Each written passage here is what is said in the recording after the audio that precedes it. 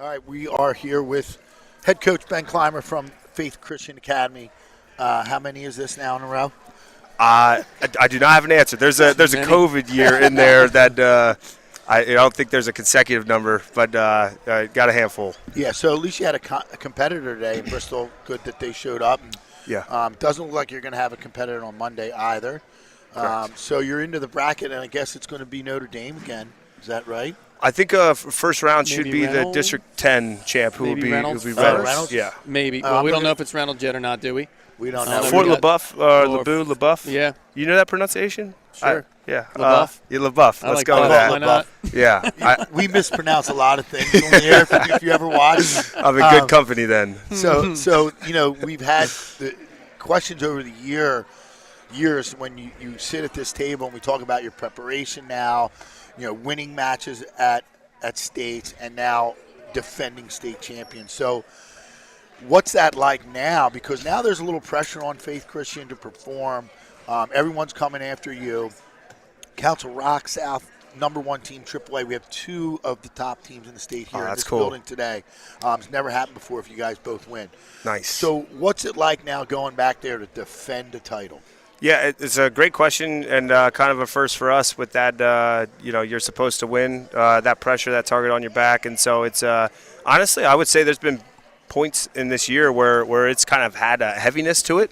And just that expectation of even if we're winning, we're not winning by enough. And our schedule was tough. And so we're losing some matches and people have something to say about that. And throughout the year, we've been able to kind of address just that heaviness, and it's because there's this perceived expectation and the better job we can do at assuming ourselves the underdog and just returning to a point of humility where we just like to scrap, kind of like to put on a show and you can get beat just like anybody else can. So don't wear the weight of the world on your shoulders. Just you got to stage, make God look good, compete hard, and keep moving, man. You guys are young. You guys are young. And right? they're young, you got a too. young team. So again, that's going back to your point, Glenn, going back now to a state tournament where you got young kids, but the repeat, it's on your shoulders. Yeah. It's heavy. It's heavy, like you said.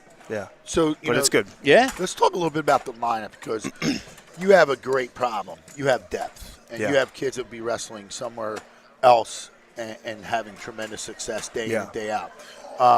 What's it like having that lineup advantage in a dual meet setting? Because, we know what it's like for you in the tournaments because someone's going to be sitting out. I mean, Arment, Walton Ball, up to Colcrack. there he is, right there.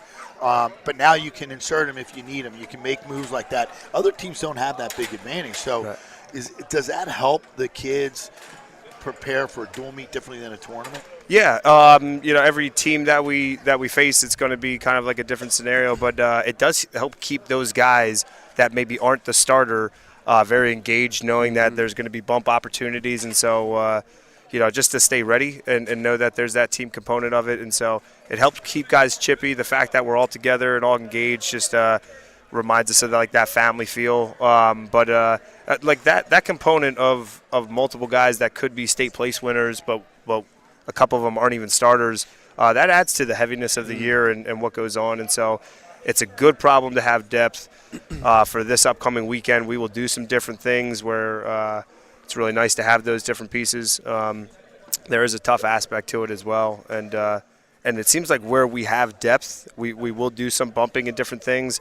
But where we had some injuries, maybe year-ending injuries, is kind of where we don't have depth. And now all of a sudden there's some holes or there's a forfeit. But you guys seem healthy now. Early in the season, you seemed like you were missing some guys injury-wise, and now you seem like you're kind of back. Those cluster of guys, you talk about Gage and Kale, Adam, that were trying to get healthy, they are 100% healthy, feeling good. Cool. But Cole David Heiser is an unknown to return. Owen Bruner is an unknown to return.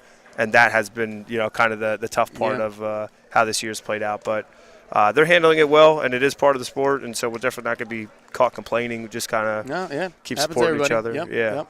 Listen, I know you've been here a long time since you wrestled, so we're going to let you get with your family and back to the team. Congratulations. Good luck. We'll see you up there in Hershey, man. Thanks. I appreciate you guys, man. Congrats. Good luck. Thanks, man.